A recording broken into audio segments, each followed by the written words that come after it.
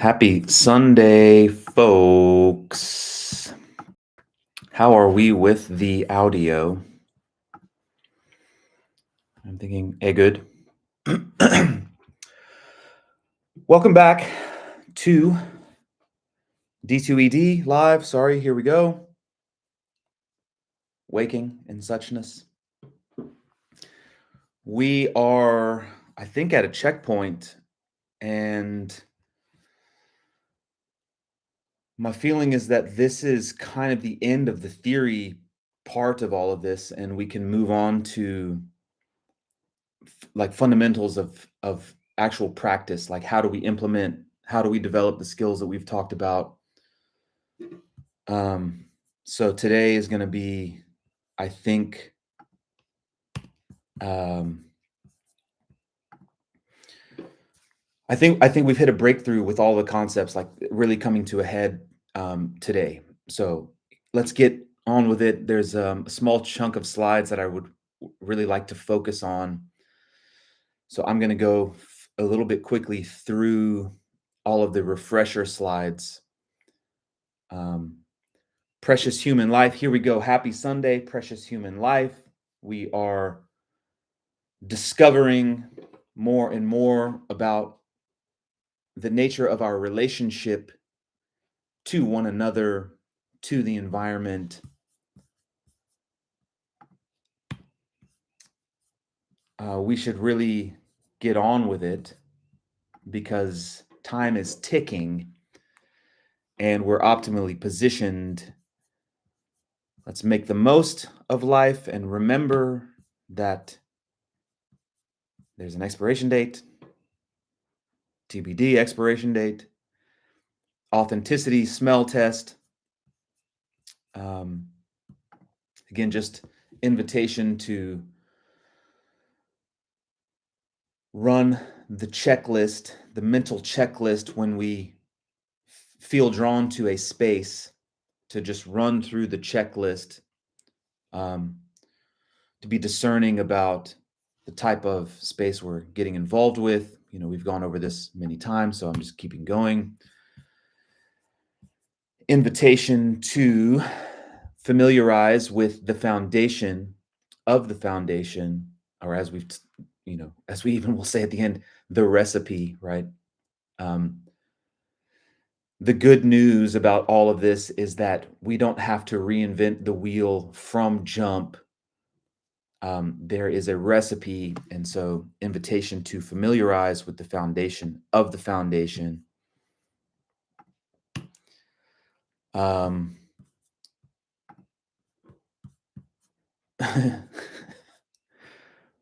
Happy Sunday, folks. Coffee. Coffee is an essential part of nobility, an essential quality of such. And so this is something that is new, a new slide for today. This is something that we've been calling noble reasoning. Basically, step-by-step practice of slowly revealing identity. In other words, we recognize that the path revolves around the central theme of the revelation of our identity. Again, what is the nature of our relationship to each other and the environment? That's all we're talking about, right? And so now this is what constitutes this slide and the next several slides. This can be an actual formal seated practice. There's one piece that we're adding in today that was not added in last week or 2 weeks ago, or since we've been discussing noble reasoning. So we're calling it now nobility training. This is, in other words, the developing ourselves into actual noble beings. Okay, and so here we go. Remembering that we want to live a certain type of life. And whenever we think of you want something, we also mean to say is that we want to avoid its opposite. We want, when we want something, what we're simultaneously saying is that we want to not experience the opposite thing. right? So we want to experience the most fulfilling life possible, and therefore we want to avoid confusion,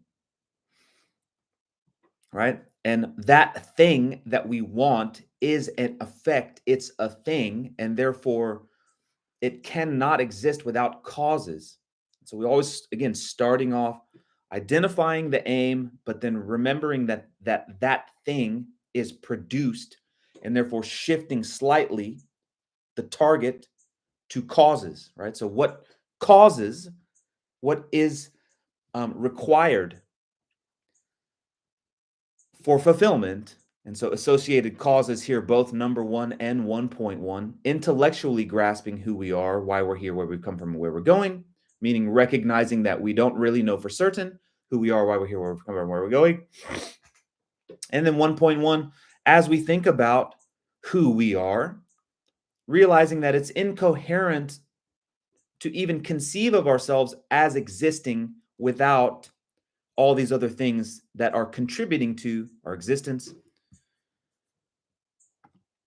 composing our existence, giving us our sense of self, our values, our language, our profession, our bodies, etc., the contents of our minds, etc. Cause 2, this is the octave of the one, actual, the direct experience of that. Well, that's like the whole end, but 2.1, becoming capable, if we are related to our environment and its inhabitants, then becoming capable of supporting our environment actually produces sustainability all over the place, and we reap the benefits and feedback loop. So these are the 2 causes: recognizing our relationship to others and helping others thrive.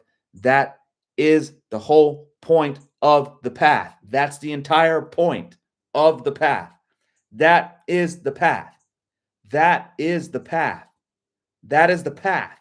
If there's nothing else to remember, we're related to others. We're related to others. Anyway, what will produce the life we want is to remember our relationship and to become capable of helping others thrive. This is the entire point of everything. Okay.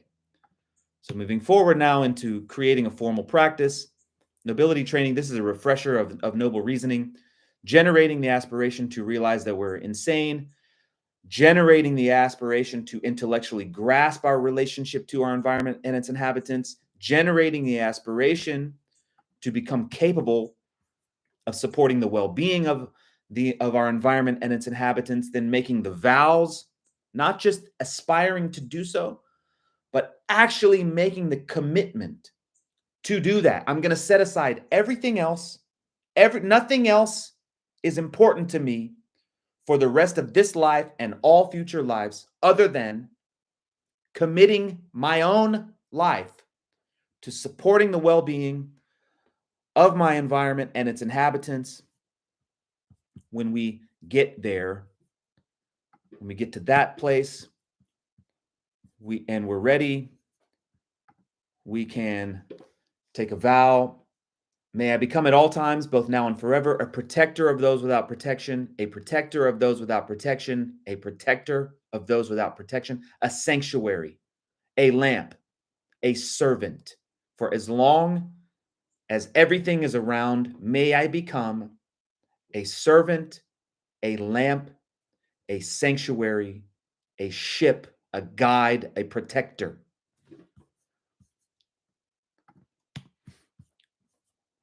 Then this is all going to be familiar. Having taken the Bodhisattva vow, we vow, as I've stated, to commit to doing that, right? To becoming that. Then we realize if we're going to become that, we need to become masters of theory and practice. In order to become masters of theory and practice, we need to find teachers. So all of this we would be generating in a formal practice to the point where may I find my magical relationship to an authentic Dharma space and authentic Dharma lineage and authentic Dharma masters, right? And mentors. Okay. And so then this is part of the thing. And then or if we're there, just sending our appreciation for the preciousness of having found Dharma mentors, and authentic lineage, and authentic practice, authentic practitioners. And then all of that is basically preps for, what we're going to call here now running the main program. So let's say someone were doing the noble reasoning, or what we're calling nobility training now. Then after having done steps 1 through 9, then we would run the main program. Empathy. How do you do that? You focus on suffering.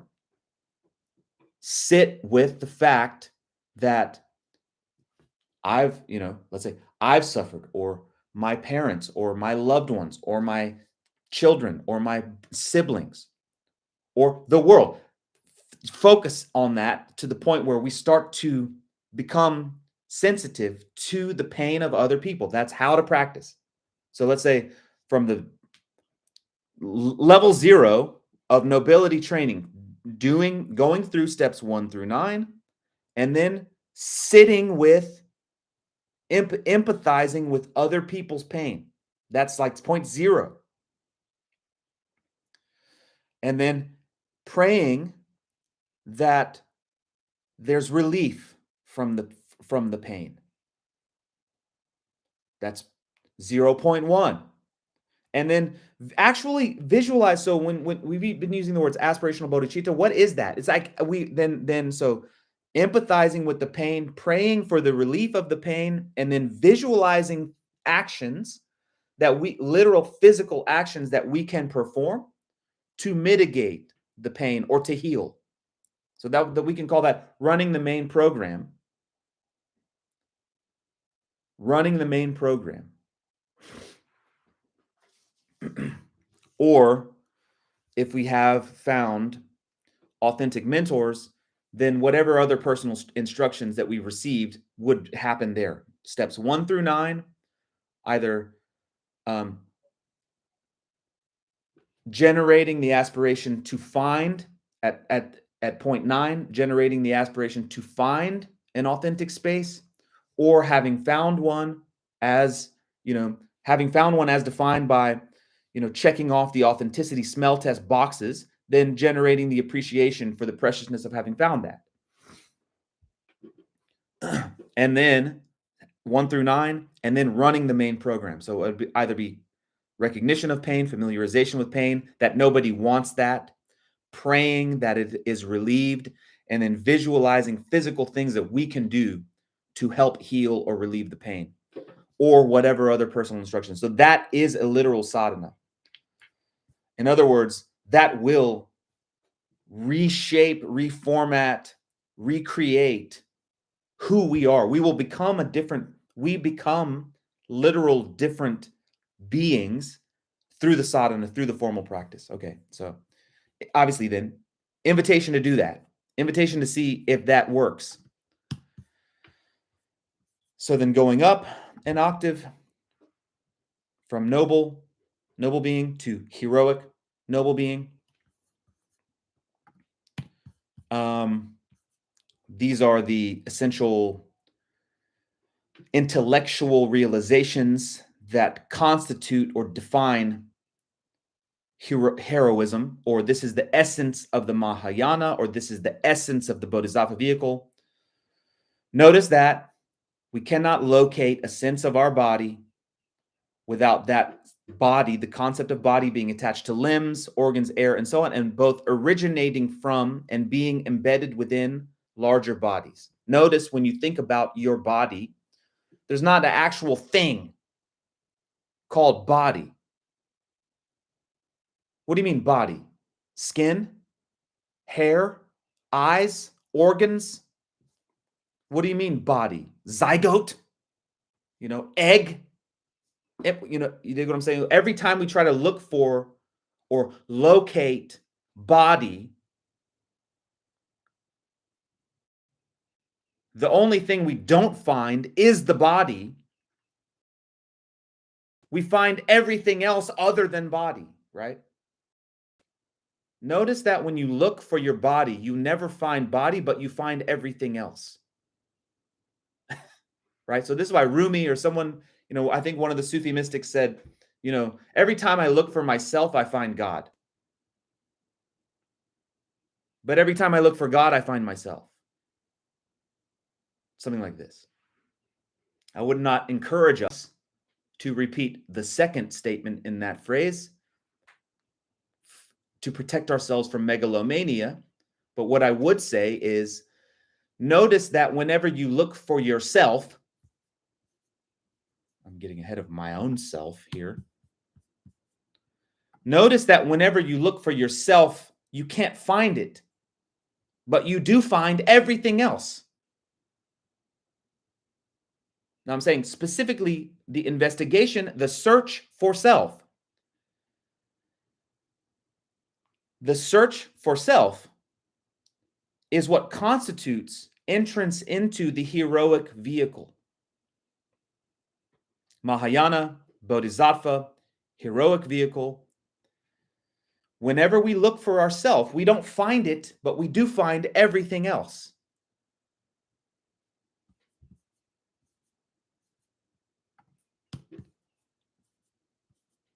So there must be some relationship, therefore, because it's not like we do feel like we are here existing, right? Like I feel like I'm here, but when I look for it, I can't find it. And so therefore, this is why we say our sense of self and everything we experience are a shared identity because they're connected.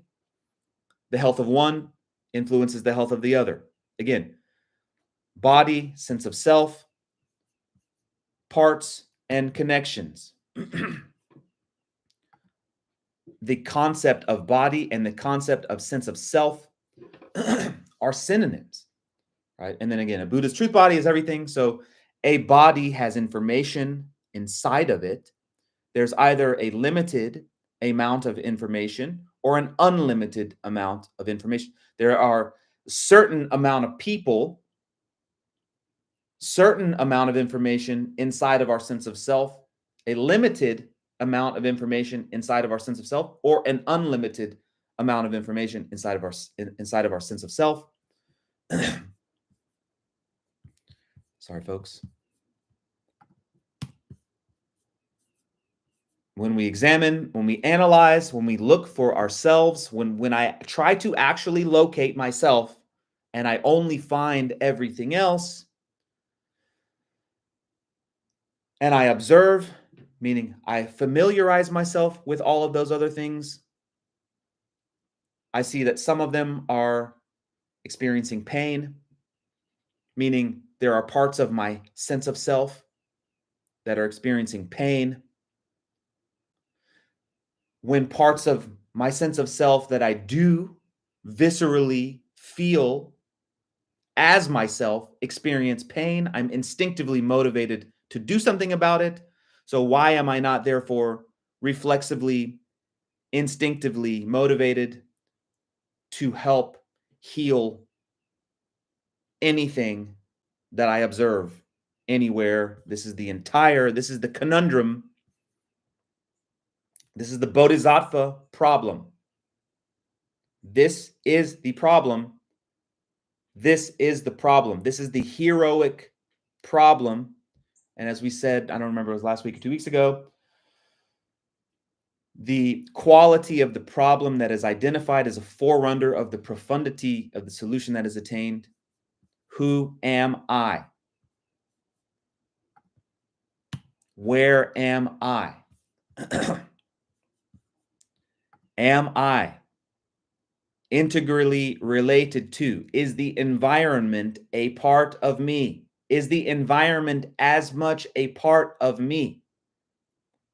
When I say environment, everything that has ever existed, currently exists, and will exist is everything as much a part of me as my hand is. When I look for myself, when I try to locate myself, why is a sense of self there?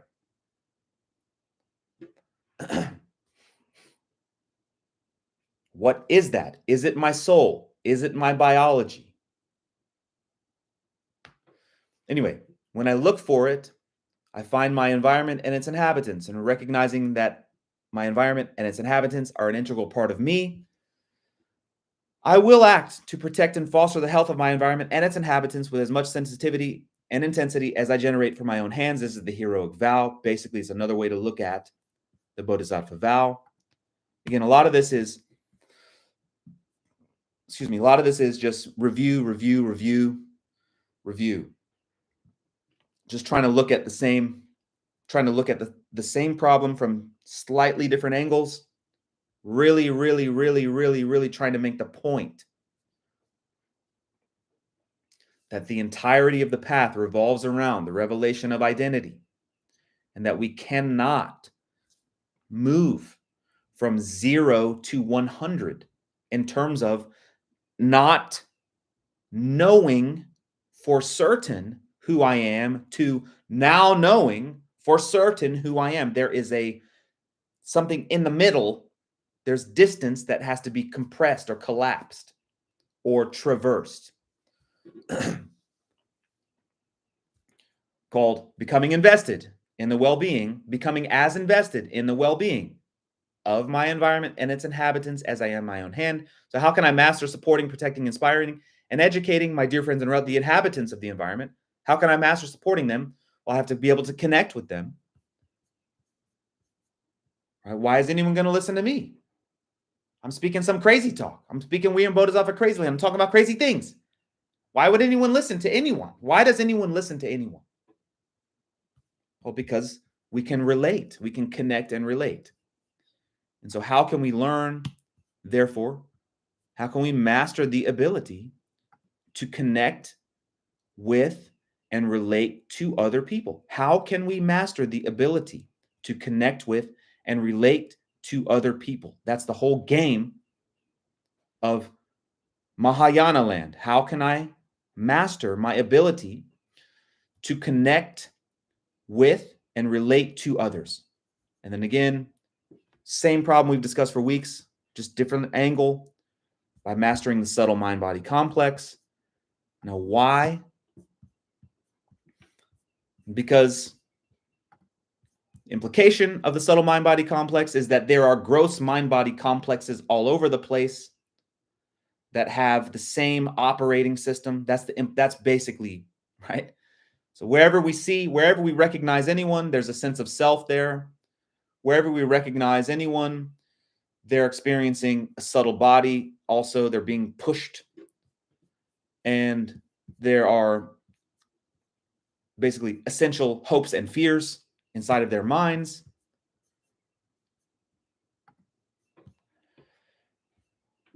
How can we become more familiar with the subtle complex in contemporary terms, right? Symphony of Seven is basically the Dharma comes with the subtle body, and archetypal fluidity, which we're going to discuss today, is like basically Dharma comes with the subtle mind.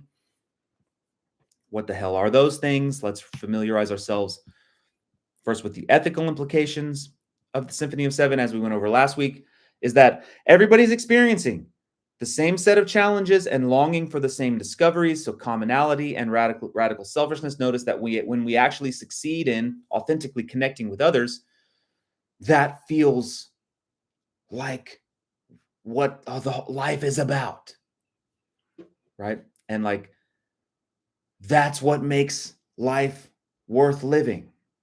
So the ethical implications of the subtle complex is that we're all experiencing the same problems, right? And we're all experiencing, when we connect with others, we all experience the same type of purpose, type of fulfillment. Let's just continue to review really quickly.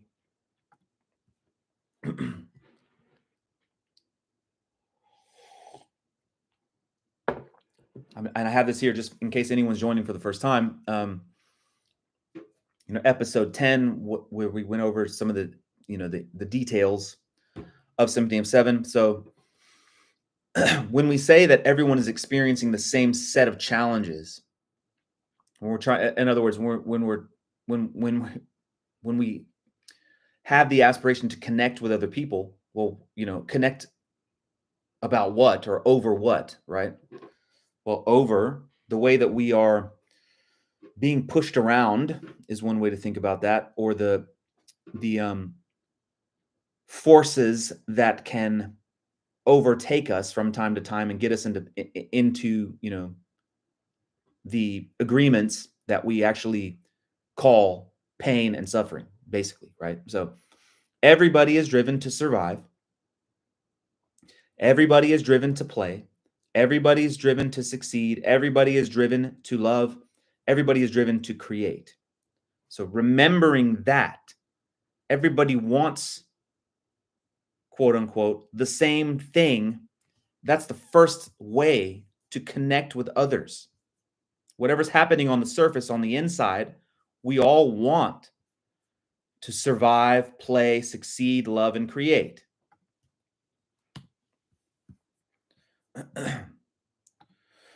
So this is going to be kind of the bridge into today's, the majority of today's, info.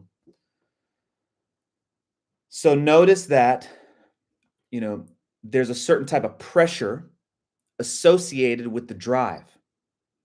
What do I mean? Hold your breath. Try to hold your breath for 2 minutes and notice there's a certain pressure associated with the drive to survive. Right? And then notice how good it feels to take a breath when you need it. Notice that there's a reason why they're called satiation cycles. Notice how good it feels to take a breath when you need it, and how bad it feels to not have access to the breath when you need it. Notice how good it feels to take a breath when you need it, and how bad it feels to not have access to a breath when you need it. Now, without getting super crude,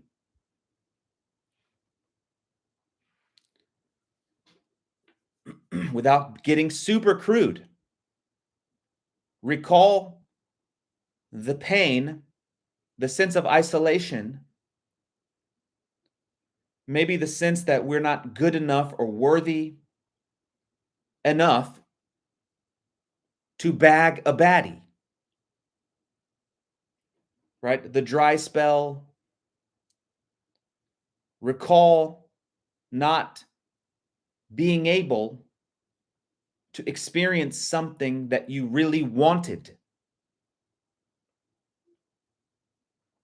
And then recall getting something that you wanted and how good it feels. But then notice how fleeting the good feeling is. And as soon as that satiation has been triggered, that cycle starts again.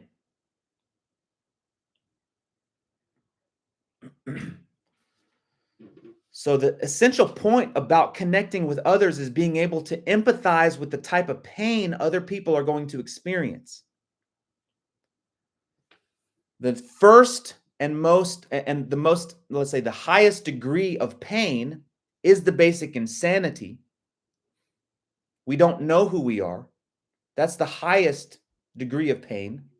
How can we convince someone of that, though, right? It's like, what do you mean? What do you mean I don't know what I'm doing? I got all this bread. I got all these baddies. Right? So the highest degree of pain, but the hardest way to connect with others is, hey, you're insane. What do you mean I'm insane? I got mad bread. I got mad bitches. So the fundamental problem is the basic insanity, but the skillful way to connect is to be able to understand the pain that's associated with the satiation cycles, as well as the archetypes, the costumes that we put on in order to try to have some successful engagement with the cycles. So this is what we're going to talk about today. I really want to make the point that notice how good it feels to get the thing you want. A piece of food, as something as small as that, Now, also notice that when you think about how good it feels to eat dinner, you're not like, yeah, wow, right? Again, because there's a certain size, there's a certain satisfaction index, there's a certain type of intensity, there's a certain degree of duration, how long it lasts. Survival is the lowest, but I'm using that to make the point because we can all observe this. You're hungry, you're discontented. That hunger at a certain point will drive you to satisfy it. When satisfied, it goes away temporarily. And each subsequent center has a higher degree of satisfaction, intensity. Okay. However, no amount of satiation eradicates the basic insanity, right? There's two. That's a whole different question, whole different way to solve a problem. Suffering associated with basic insanity and suffering associated with the satiation cycles and the archetypes that are related to them. Okay, so noble beings will go through each one. Let me get the best food possible. Let me smash all the baddies. Let me smash all the baddies. Great, I did that. No, nothing. Now let me become a trillionaire. Right, I did that. No, nothing. Or let me become as successful. Nothing. Right, whatever. I'm gonna make this point later on. But one more time, sorry if this is, repetitive. I have not given the trigger warning about me being repetitive for several weeks, but this is a super essential concept, high level skill to have in the toolbox to understand the duration of the cycles, that satisfaction. There are exponentially increasing degrees of satisfaction associated with each subsequent drive, and that these things are on autopilot. All of us are experiencing these cycles. Okay, let's move on. I'm trying to set us up here for the really meat of this. So if anyone has encountered our books, if this is the first time, then you've probably seen this poem, aka recipe.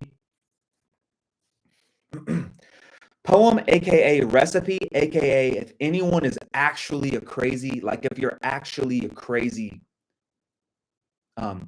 heroic aspirant, right? Like actually, like for real, to keep it 100, please forgive me. This is definitely going to be the worst news that you've heard definitely all month, and probably all year. This is probably like the worst news. So I'm really sorry. I hope you're sitting down, right?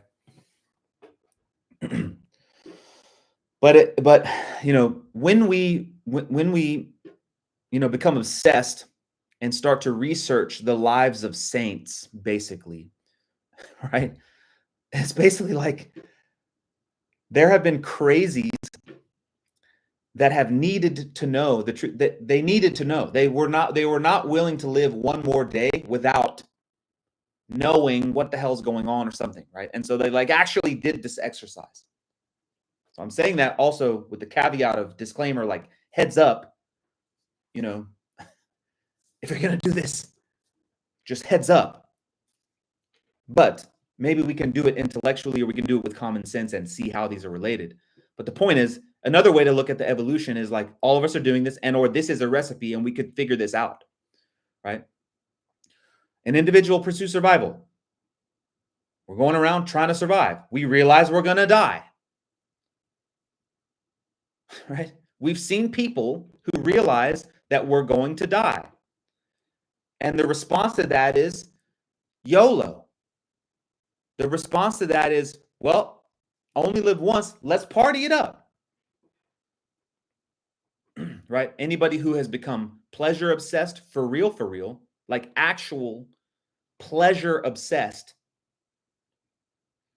will spend all of their bandwidth on pleasure pursuit and then realize, I got to do something because this isn't going anywhere.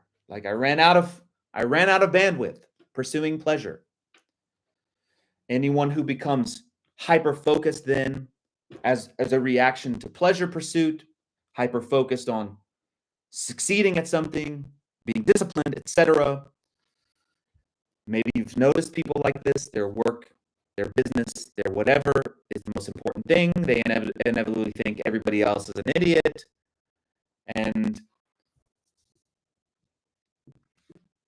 fail at relating to other people. Everything needs to be perfect. I'm the greatest. I'm going to win everything. When I become the greatest and the winner and I have to win everything and be the best at everything and everything has to be perfect, then no one lives up to my standards and then I am alone, right? So this is the process. This is called the evolution because this is the recipe. This is what's going on. In other words, these are the drives. In other words, this is also why they're called wisdom dakinis, because whether we like it or not, we're being pushed from checkpoint to checkpoint to checkpoint. We're being pushed, whether we like it or not. We're growing, whether we like it or not. So then the greatest ever realizes I need friends. And then having hit the companionship, realizes other people make my life worth living. And then all of our hopes and dreams and values and sense of fulfillment are located in others.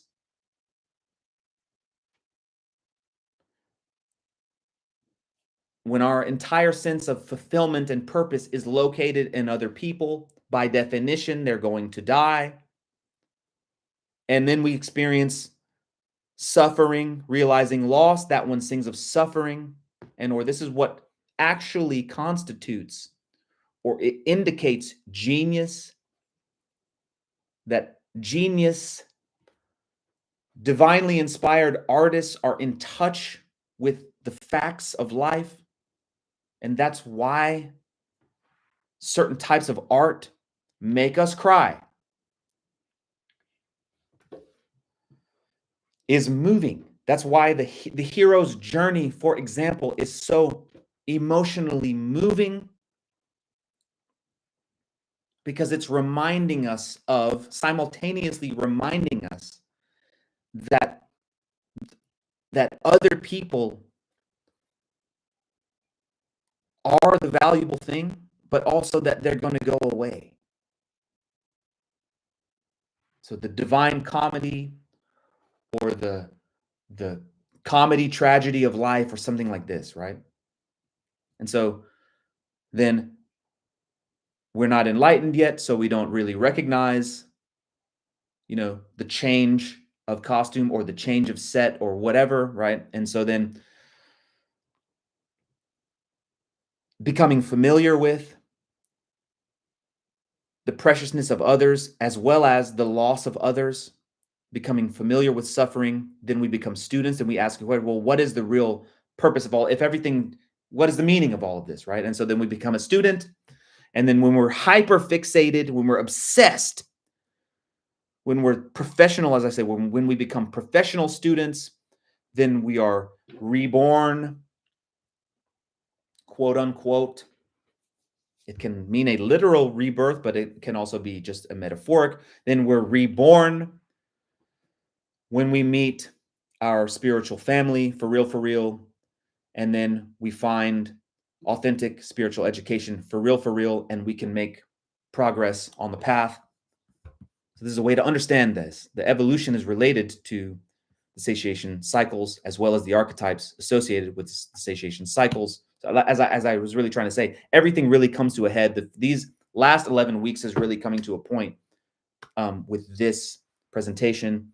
And again, Emerson co-signing the same idea, as well as the soul as the bridge, the soul as the subtle complex, as well as the alchemists say, When our work is complete, the alchemist shows up to co-sign the thing. The soul, raised over passion, beholds identity and eternal causation, perceives the self-existence of truth and right, and calms itself with knowing that all things go well. Atisha, I, the yogi, have practiced just this. These are the cosigns of everything we're talking about. Really getting in now today to archetypal fluidity. These are the major skills, the virtues associated with each successful satiation cycle. We call this the map of life. Again, anyone who's looked at our content, the map of life, meaning, are we moving toward clarity or are we moving towards confusion? Ye cannot serve two masters. You're moving one way or another. Or if you don't feel like you're moving, that's because yesterday you were going backwards and today you're going forward. Yesterday you're going backward, today you're going forward. Yesterday you're going backward, today you're going forward. So this is why the vows are essential, right? And then each space on that map, the virtues associated with each space on that map are what heroes are trying to cultivate. The virtues associated with each space on this map are what heroes are trying to cultivate. So let's define these and let's show the relationship between the subtle body and the subtle mind, right? Relationship between subtle body and subtle mind, here we go, it's right here. Archetypes are configurations of stability and familiarization, or fixation on and lack of experience with the satiation cycles. In other words, archetypes are the labels that we put onto the various ways in which humans have attempted to satisfy the drives since the beginning of time and will continue to do that. And there's a limited amount of archetypes because there's a limited amount of drives. There's only 5 drives happening, and therefore there's basically 10 archetypes, basically. The constructive expression and the opposite. So basically, this is the only thing that's going on, basically, right? And again, this is why heroes study the subtle complex, because this is how we understand the matrix, the code, right?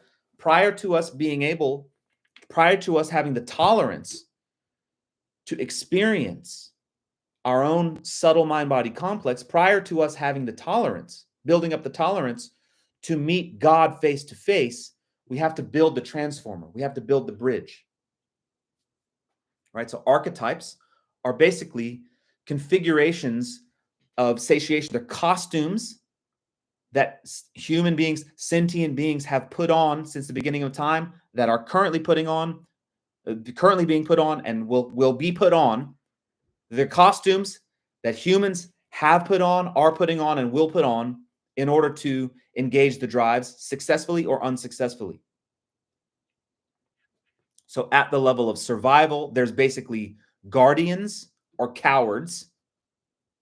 At the level of play, there's basically performers, again, athletes, entertainers, etc. At the level of play, there's performers or addicts. At the level of success, there are luminaries, inspired leaders, or tyrants. At the level of companionship, there are either benefactors or antagonists. At the level of genius, there are either pioneers or maniacs. And there's basically 2 types of saints that will appear, that have appeared, are here, and will appear. There's 2 types of saints that have appeared, that are here, and that will appear.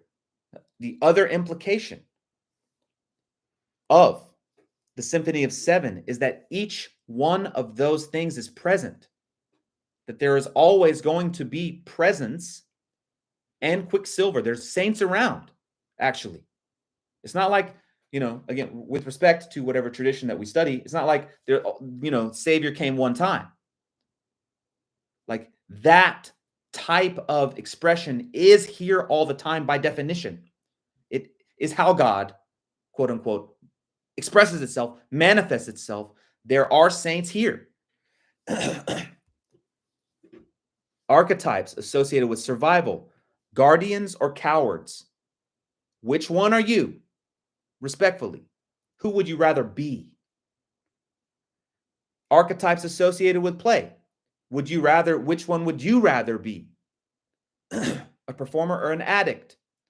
Archetypes associated with success. Would you rather be a luminary or a tyrant? Are you sure? This is again, with all due respect, we got to turn the heat up. Hot seat a little bit for all of us. Hot seat a little bit for all of us. And remember, now this is the authenticity stamp of an authentic Dharma space. How do you know how do you know you've met an authentic mentor?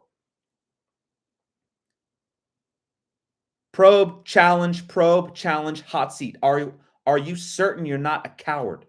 This is what an authentic mentor will say. That is the stamp of authentic space. We need to check in. Am I being cowardly somewhere? Am I being an addict somewhere? Am I being a micromanaging tyrant somewhere? Am I antagonizing others somewhere? Am I a lunatic maniac, megalomaniac? Right?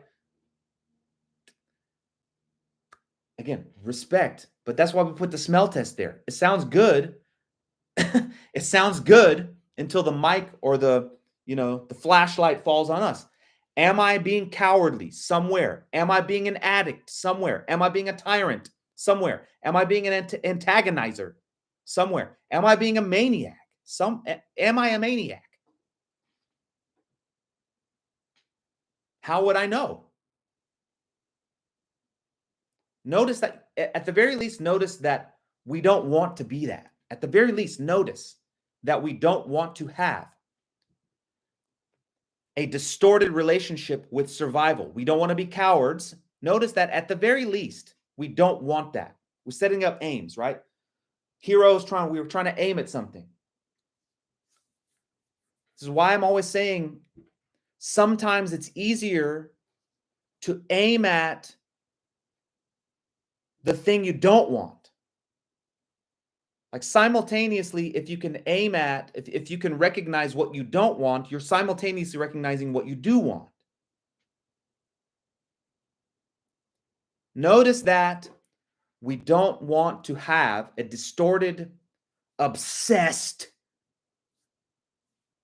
disgusting relationship with survival. We don't want to be cowards. Great. So we're aiming at becoming guardian-like. Notice that we don't want to have a distorted, disgusting relationship to play. We don't want to be addicts. Great. We're aspiring to have a successful relationship with play. Notice that we don't want to be tyrants and send people off to concentration camps or gulags. Notice that you don't want to have a distorted, disgusting relationship with success, with companionship, etc. Sometimes it's easier to identify where you'd like to go, who you'd like to become, by acknowledging how you don't want to express yourself or who you don't want to become. Okay? And then again, just kind of reinforcing a point. Each drive places constant, exponentially increasing pressure on us to cultivate ourselves to become noble. Right? Obviously, the implication is that it doesn't satisfy itself. Right? Hunger doesn't satisfy itself. I have to do something, and constantly, all the time. It doesn't satisfy itself. It's making me go satisfy. Again, that's why there's the idea of slavery. That's why there's the entire idea of slavery in the spiritual conversation. I'm a slave to hunger, etc. And that's why there's the entire renunciation tradition, or like I call it, cosmic OSHA. You know what? I don't want to deal with that. I'm just going to sit down and not engage that.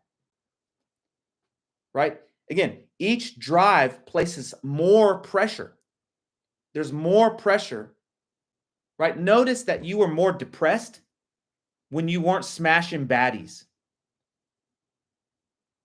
than when you couldn't, like, buy chicken at Whole Foods.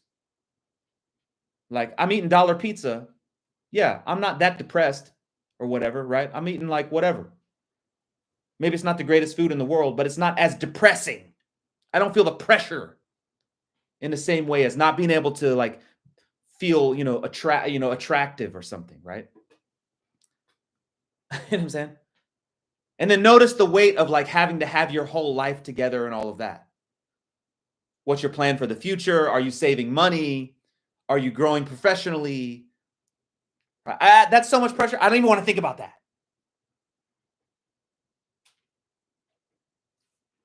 Notice when you observe online conversations, there's way more haters online than there are actual benefactors. How many people have hated on you versus given you an investment to start a business? How many people have hated on you versus giving you money to start a business? And then in terms of mania, how many people are Buddhas?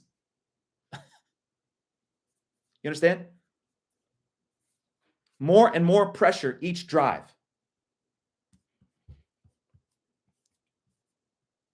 So much pressure that I don't want to deal with it. Therefore, mostly we're manifesting the negative behavior associated with each drive. And again, this is how countries, for example, countries can rat on each other for decades. My neighbor turned me into the gulag, for example.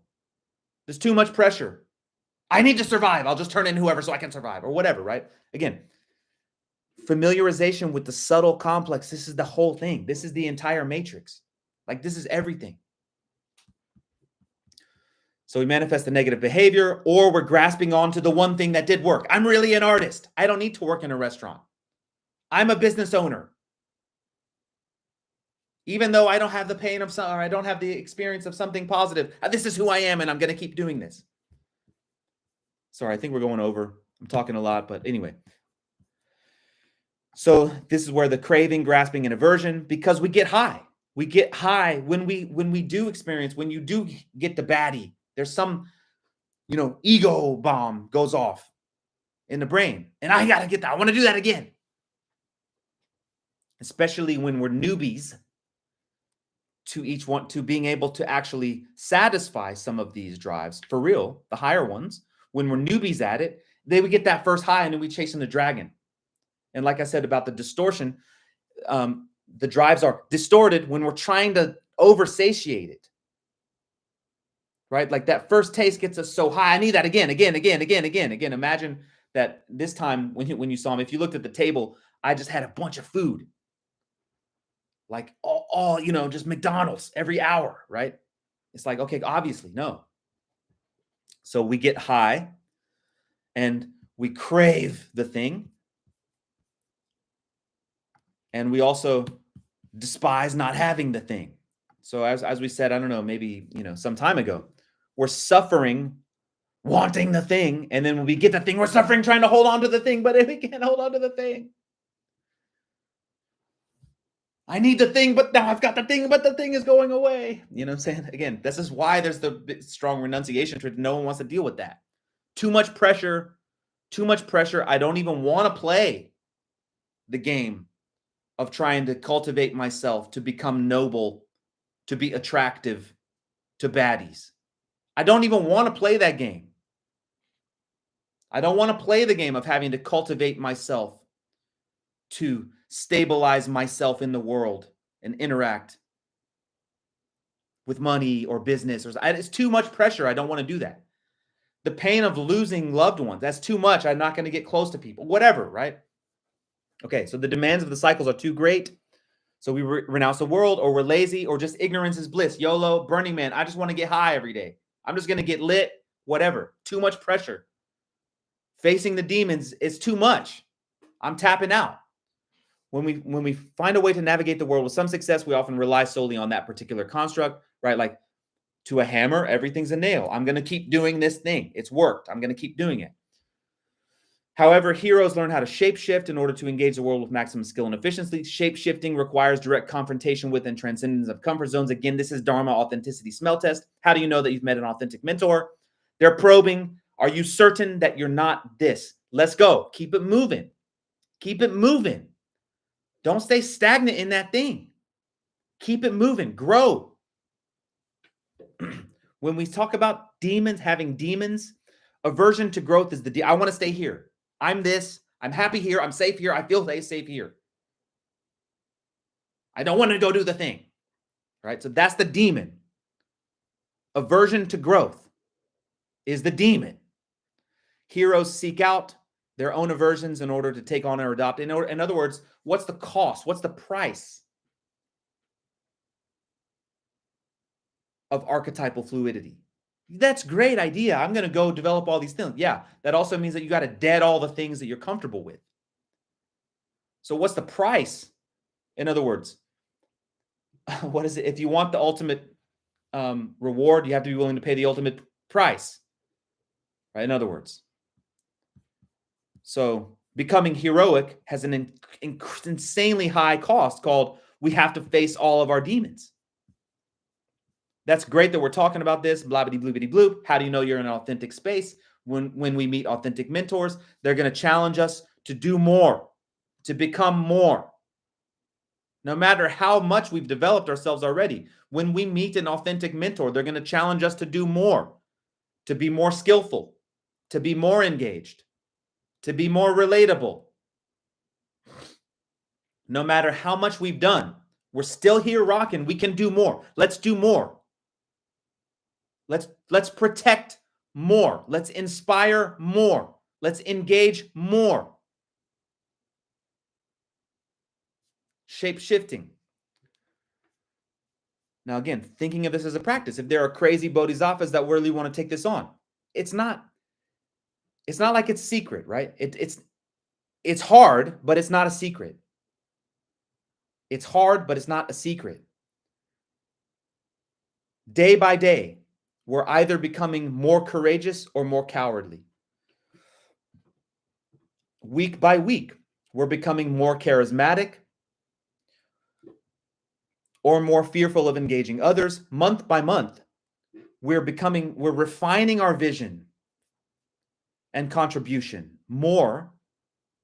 Month by month, we're refining our vision and contribution more, or we're becoming more reliant on external authorities to tell us what we should do.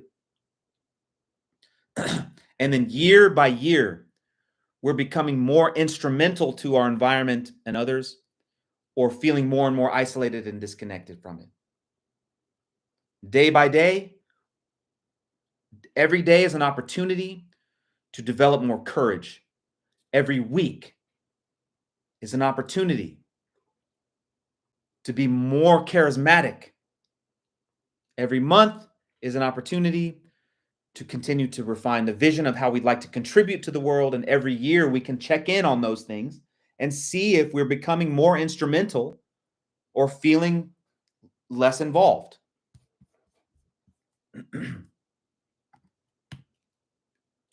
Now, again, just reminding us of this, because this is going to kind of tie the last thing together here. So wisdom is to be earned and then given away. When wisdom is given away, that's compassion. Wisdom is to be earned. And then when we act from a space of wisdom, that's called compassion. Wisdom sees unity. It sees the principle. Compassion sees the location of the principle. Wisdom is about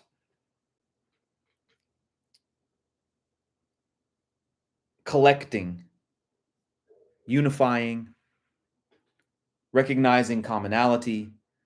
Compassion is about protecting that commonality. Wisdom is about recognizing commonality.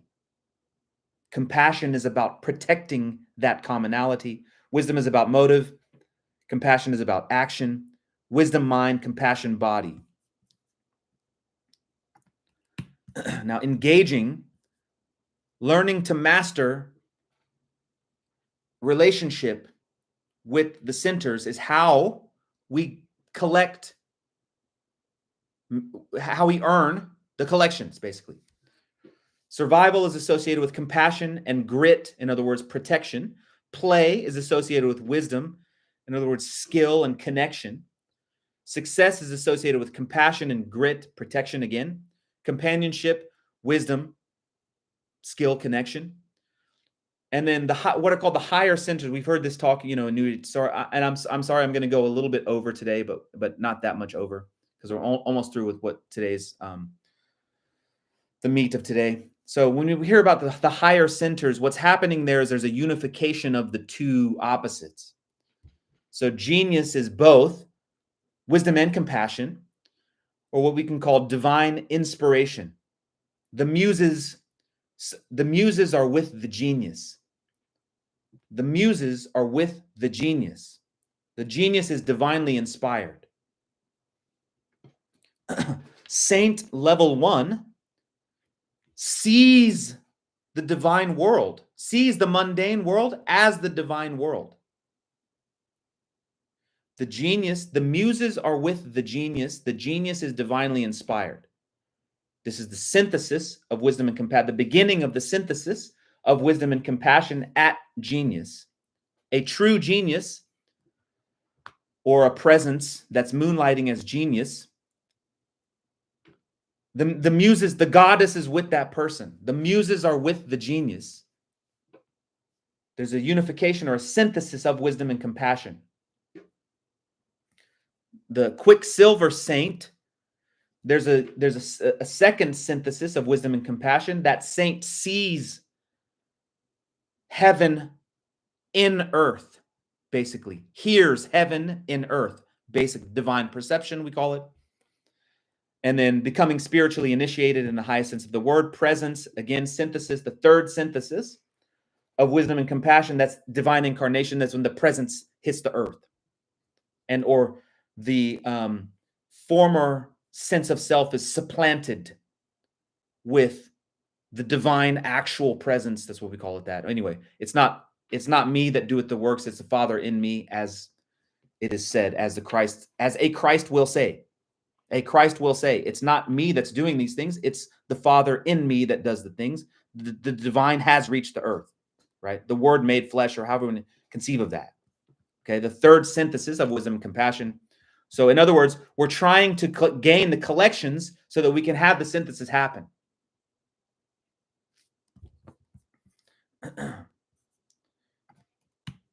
Okay, and then obviously the ethical implications of archetypal fluidity, because it's a subtle complex, are the same as the ethical implications of the Symphony of Seven. The first is commonality, that each of us is experiencing the same set of challenges, and therefore each one of us has the opportunity to put on these costumes. In other words, there's a small amount of costumes that each of us can familiarize ourselves with. In other words, if you really, really want to just keep it simple, there's not that much going on. Even though, as I've said, even though when we look into the world, when I observe the world, I observe diversity, that does not mean that what I'm observing is complex. Diversity does not necessarily equate to complexity. It's also why there's the concept of the unity of diversity. Anyway, whatever. The subtle complex, the implication both of Symphony of Seven and archetypal fluidity is commonality, that each of us is experiencing the same set of challenges and longing for the same discoveries, and that becoming totally invested in others is what gives my life the most meaning, right? This is the ethical implications, and therefore I should act like that, right? And I think I can close like just super quick here. Just remembering that the mind-body complexes are what, we get as teachings, remembering that we need to test everything, even though we start to have a high degree of trust in our mentors, that we need to go nice and easy, right? That we can test it. As we're testing, we discover a recipe. Remembering that we're optimally positioned, and what that means is that we're made in the image of God. We're literally living inside of God, right? We're literally living inside of that. And then when we wake up to that, or beings that wake up to that will say, actually, oh, it's not as complicated as I thought. It's always been here. It's extremely profound. And because I'm connected with everything, I'm at peace now. Maybe they're not, but I'm at peace. I don't feel threatened. I feel like I can connect to and relate to anyone. Right. And then just getting Emerson's cosign, the soul raised over passions, beholds identity and eternal causation, perceives the self-existence of truth and right, and calms itself with knowing that all things go well. The implications of all of that is that we've actually we're never going to be anywhere other than at peace and at home with our family. Now, maybe our family are not at peace with each other or with themselves, but there's nowhere else to go Let me just put it in Western terms. There's nowhere else to go other than to God. There's nowhere else to be other than in God. There's nowhere else to be other than in God. There's nowhere else to go other than to God. But obviously we're not acting like that because we don't know it. And this is the entire thing, right? Like, I really trust my mentor because she's or he's so on point and all of this. And then when they say this, they lose me or something, you know, it's like, I don't want to believe that because the left is full of crazy people, because the right is full of crazy people, because the North is full of crazy people, because the South is full of crazy people, because when I drive on the highway, someone cuts me off, because I'm surrounded by idiots. I don't want to believe this or something, right? But I can see the logic of needing my environment or whatever, right? So anyway, just coming back to this thing. There's nowhere else to be other than in God. And actually, if we knew that, we'd be chilling. Maybe our neighbors wouldn't be chilling. Anyway, so again, just closing on some heroic realizations here. Damn it. I can see the common sense of me not feeling like I totally belong here or anywhere because I don't have the revelation of myself, right? And that means there's something in the way, and therefore I need to figure out either how to remove that thing or to create the bridge to make communion possible. This concept has been illustrated in basically every single tradition on earth, you know, more or less explicitly. And you know, familiarization with the subtle complex, that's how we create the bridge. That's the whole point. Really, the point I was trying to make today is like, this is the bridge, right? Today's info and last week's is basically the bridge in contemporary terms. How do we know that we're doing practice properly? We will know that we're doing practice properly if we start to actually become more invested in other people's well-being, period, full stop. That's all this is about. And then as we start to become invested in other people's well-being, we'll realize, damn, I need to step my own game up. Right? And so these are the two indicators of authentic practice, is that we start to become invested in other people's well-being, and then we realize that in order to successfully support others, we got to step our game up. Right? In order to step our game up, we got to confront all the things. Am I a coward? Am I a tyrant? Am I an addict? Am I an antagonizer? I've recognized that I'm a lunatic. I've recognized that I have basic insanity. But am I a tyrant? Am I an addict? Am I an antagonizer? Am I a coward? Probably, mostly. And so that's unacceptable. Hero. I'm becoming a hero. Probably, I'm cowardly. I'm probably an addict. I'm probably a tyrant. I'm probably an antagonizer. I'm probably talking mad shit about people. And you know what? I'm deading that. No more. Anyway, 30 seconds, Chef. Sorry for going over. Hope it was helpful. I feel like I caught a win somewhere in the middle of that.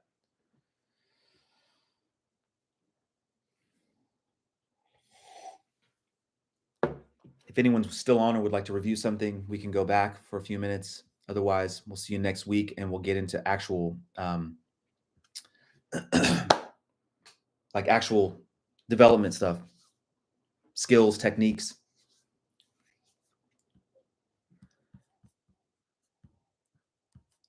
We'll see you next Sunday at 12. LFG, LFG, LFG, facing the demons. LFG, LFG.